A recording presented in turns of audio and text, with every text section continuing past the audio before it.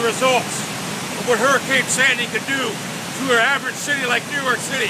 But the results in a small, quaint town like Portland, Ohio are just magnified. As you see, what it's done to this nice, quiet dam at one time.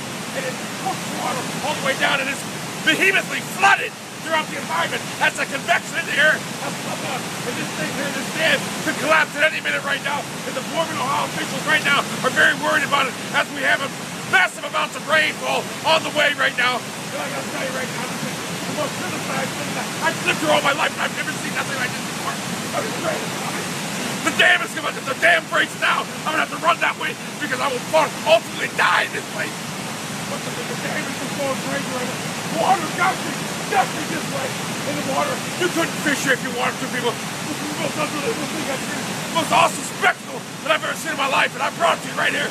Carl Devereaux from Channel 13 News. It's unbelievable. It's unbelievable. It's unbelievable. It's crazy. It's crazy. It's up here right now. It's